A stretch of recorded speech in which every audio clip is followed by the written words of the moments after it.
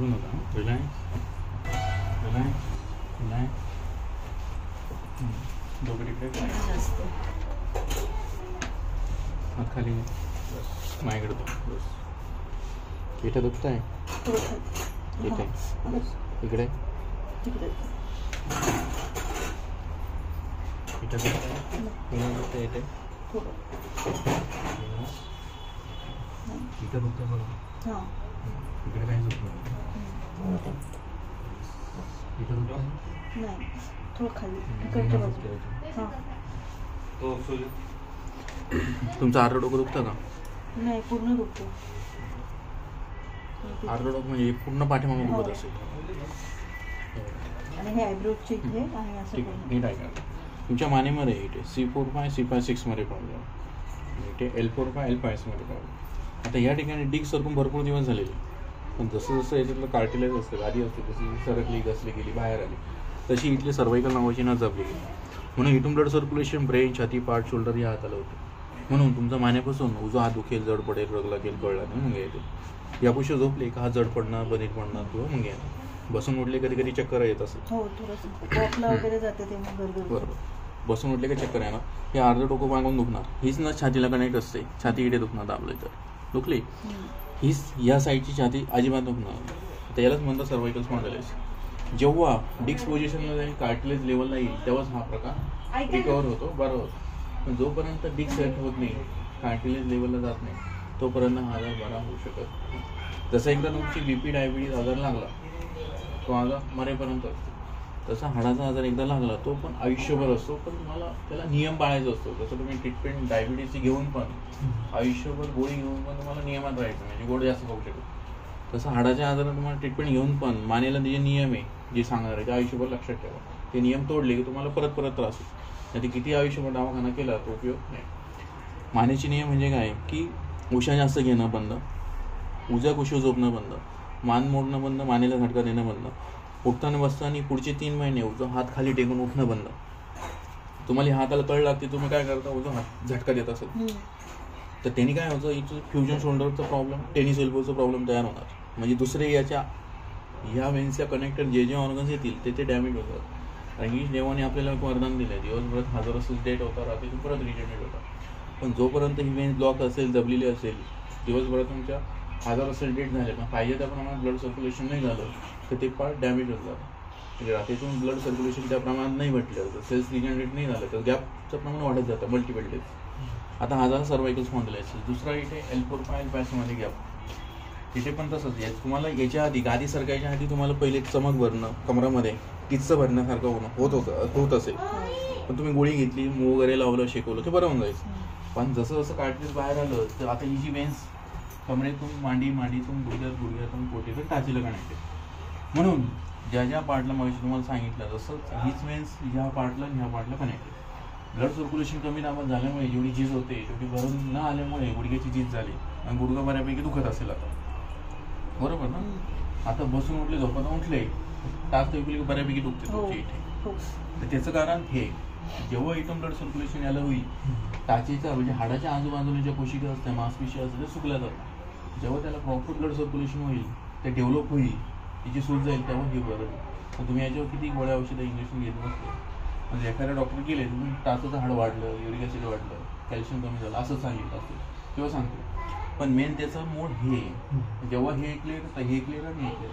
तर ही जर नस पुढच्या 2 ते 5 वर्ष ब्लॉक राहिली तर गुडघा पण रिप्लेसमेंटला 1001% ना. आता यालाच म्हणतात सायटिका प्रॉब्लेम. दाखवा मला जे मी सांगितलं बरोबर सांगितलं का चुकीचं सांगितलं? डॉक्टरने सांगितलं असेल ना तुम्हाला, म्हणजे कल्पना दिली असेल. आता एक्सरसाइज वगैरे करायची नाही. मी जोपर्यंत सांगायचं तोपर्यंत काहीच करायचं. वॉकिंग वगैरे सध्या काहीच नाही. मी जोपर्यंत सांगत नाही ना काहीच करायचं.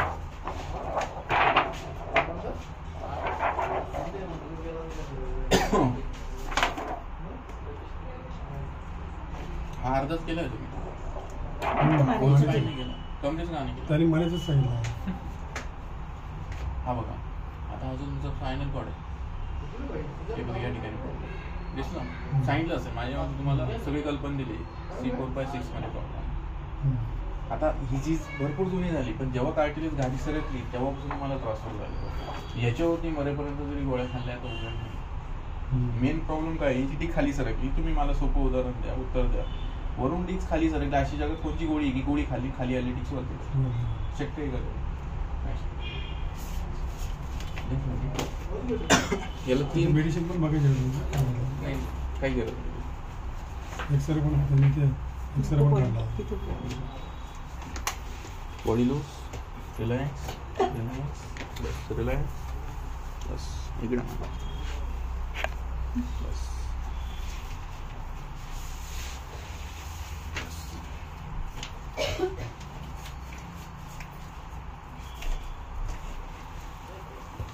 हे दुसरं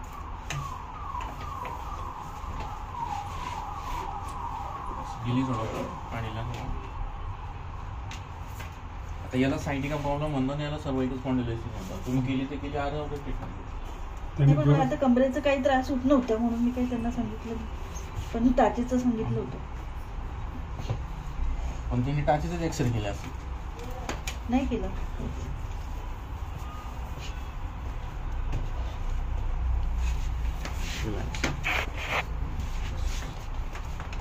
क्रॉस माझ्याकडे जाऊन खुशी सगळं खालचा पाहिजे वरचा पुढे बस.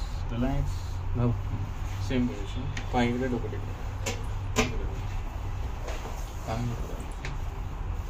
तर अशा खाली मान खाली जाऊ.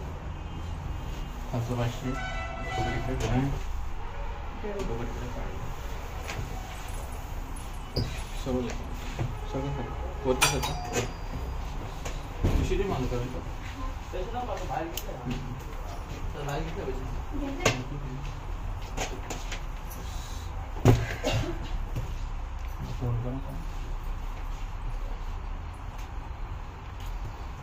गुडघ्याची वाटी 30% घसली गेली आहे बरं का. 30% घसली गेली आहे. पण त्याचं कारण हे, जोपर्यंत वेन ब्लॉक आहे गुडघ्यावर किती ट्रीटमेंट केली उपयोग होणार नाही, होत पण नाही. म्हणजे एखाद्या गुडघ्याचा एक्सरे केला डॉक्टर म्हणतील कॅल्शियम कमी झालं, ऑइल कमी झालं, कार्टिलेज गचलं गेलं. दाखवलं याच्या आधी कोणाला? पाणीला फक्त वेन्स लगेच चालू होते, डिस्क बऱ्यापैकी लगेच सरकते, पण झीज लगेच भरत नाही. झीज भरायला 3 महिने द्यावा लागेल. नाही तुम्ही आज ट्रीटमेंट केली, तुम्हाला 3 दिवसात तुम्ही माहिती अजून फरक नाही का पडला. बरोबर. जशी एखादी जखम असते, झीज भरून निघते का पण? का बरं नाही भरणार? त्याचं झीज का भरत नाही त्याचं रिझन सांगितलं, आणि झीज का झाली ह्याचं पण रिझन सांगितलं. शरीराला आपल्याला देवाने वरदान दिलंय. दिवसभरातून 1000 सेल डेट होतं, रात्रीतून रिजनरेट होतं, पण रिजनरेट करणारी वेन्स चालू पाहिजे. असं फक्त 3rd स्टेजच्या आत पाहिजे झीज. 3rd स्टेज नंतर झीज नाही बरोबर. ही तुमची 2nd स्टेज, म्हणजे 1st स्टेज म्हणून 2nd स्टेज मध्ये चालू. इकडनं दुखतो फक्त साईड तिथे.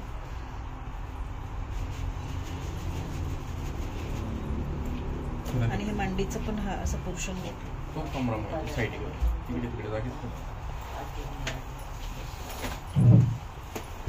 आणि